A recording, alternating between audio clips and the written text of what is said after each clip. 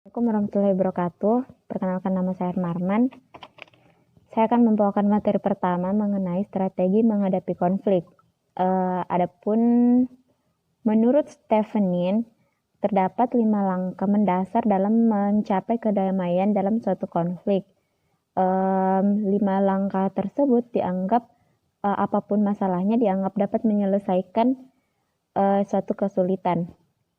Nah, langkah yang saya maksud, langkah pertama yaitu pengenalan. Kesenjangan antara keadaan yang ada diidentifikasi dengan keadaan yang seharusnya. Perangkap satu-satunya adalah kesalahan dalam mendeteksi. Yang kedua, diagnosis. Inilah yang terpenting. Metode yang benar dan telah diuji mengenai siapa, apa, di mana, dan bagaimana berhasil dengan sempurna. Pusatkan perhatian pada masalah-masalah utama, jangan pada hal-hal yang tidak terlalu penting. Yang ketiga, menyepakati suatu solusi. Kumpulkanlah masukan mengenai jalan keluar yang memungkinkan dari orang-orang yang terlibat di dalamnya. Saringlah penyelesaian yang dianggap tidak dapat diterapkan atau tidak praktis. Jangan sekali-kali menyelesaikan dengan cara yang tidak terlalu baik. Yang keempat, pelaksanaan. Pastinya selalu ada keuntungan dan kerugian. Jangan biarkan pertimbangan dalam pelaksanaan mempengaruhi pilihan dan arah kelompok. Yang kelima, evaluasi. Penyelesaian itu sendiri dapat melahirkan serangkaian masalah baru.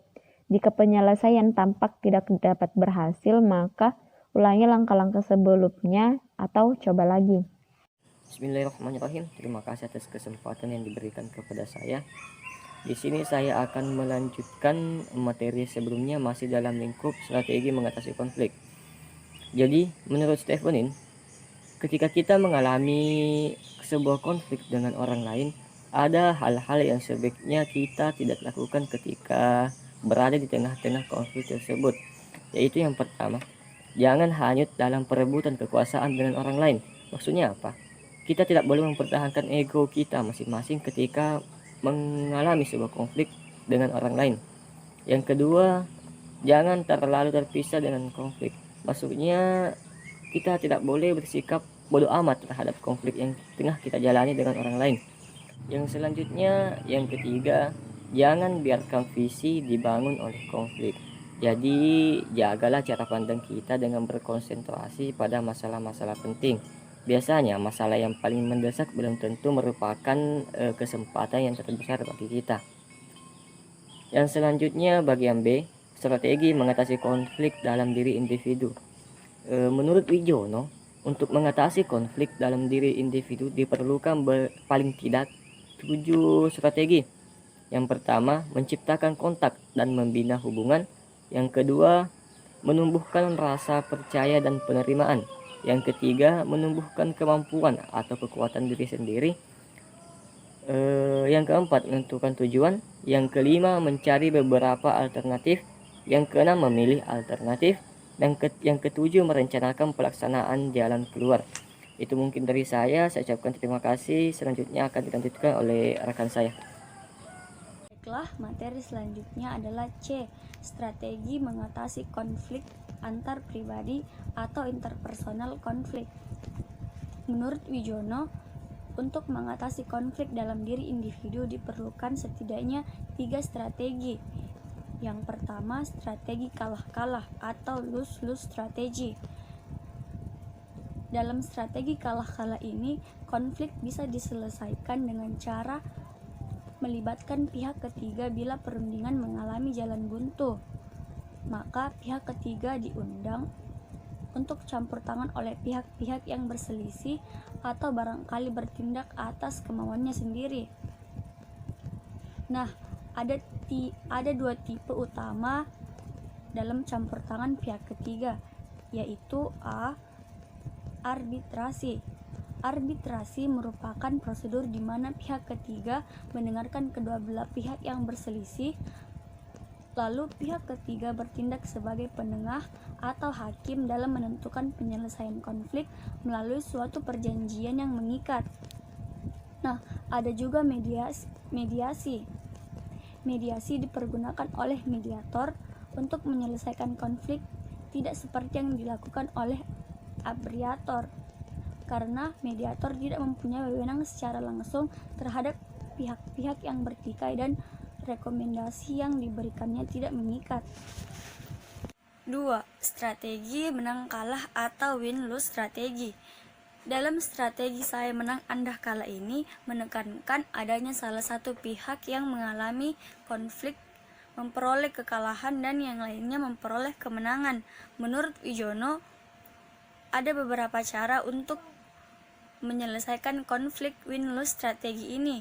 Penarikan diri, yaitu proses penyelesaian konflik antara dua atau lebih pihak yang kurang puas sebagai akibat dari ketergantungan tugas. B. Taktik-taktik penghalusan dan damai, yaitu dengan melakukan tindakan perdamaian dengan pihak lawan untuk menghindari terjadinya konfrontasi terhadap perbedaan dan kekaburan dalam batas-batas bidang kerja. Yang C. Bujukan, yaitu membujuk pihak lain untuk mengubah posisinya, mempertimbangkan informasi-informasi faktual yang relevan dan dengan konflik karena adanya rintangan komunikasi.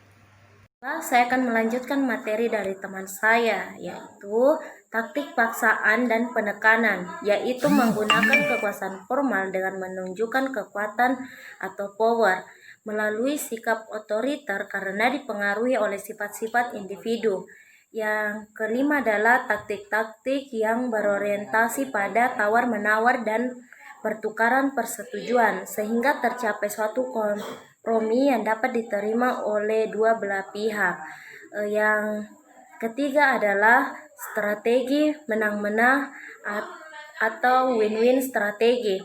Strategi menang-menang jarang dipergunakan dalam organisasi dan industri, tetapi ada dua cara di dalam strategi ini yang dapat dipergunakan sebagai alternatif pemecahan konflik interpersonal, yaitu pemecahan masalah terpadu, usaha untuk menyelesaikan secara mufakat atau memadukan kebutuhan kedua belah pihak. Yang kedua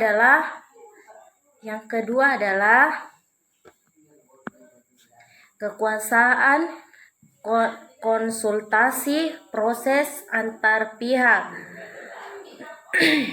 Dalam penyelesaian melalui konsultasi proses biasanya ditangani oleh konsultasi proses di mana keduanya tidak mempunyai kewenangan untuk menyelesaikan konflik dengan kekuatan atau menghakimi salah satu atau kedua belah pihak yang terlibat konflik. Itulah materi yang saya bawakan. Materi selanjutnya akan dilanjutkan oleh teman saya. Terima kasih. Assalamualaikum warahmatullahi wabarakatuh. Perkenalkan, nama saya Israni, perwakilan dari kelompok 9. Jadi saya akan membahas materi mengenai strategi mengatasi konflik organisasi. Ada beberapa strategi yang bisa digunakan untuk mengatasi konflik yang sering terjadi di organisasi. Yang pertama yaitu pendekatan birokratis. Konflik ini terjadi karena pimpinan berupaya untuk mengontrol setiap tindakan dan aktivitas yang dilakukan oleh bawahannya. Strategi untuk pemecahan masalah seperti ini biasanya dipergunakan sebagai pengganti peraturan-peraturan birokratis untuk mengontrol pribadi bawahannya. Pendekatan birokratis dalam organisasi bertujuan untuk mengantisipasi konflik vertikal yang didekati dengan cara struktural hierarki. Yang kedua yaitu pendekatan intervensi otoritatif dalam konflik lateral. Bila terjadi konflik lateral, biasanya akan diselesaikan sendiri oleh pihak-pihak yang terlibat. Kemudian, jika konflik tersebut ternyata tidak dapat diselesaikan secara konstruktif, maka manajer akan melakukan intervensi secara otoritatif kepada kedua belah pihak. Yang ketiga yaitu pendekatan sistem. Jika pendekatan birokratis menekankan pada kesulitan-kesulitan kontrol, maka pendekatan ini adalah mengkoordinasi masalah-masalah konflik yang sering muncul.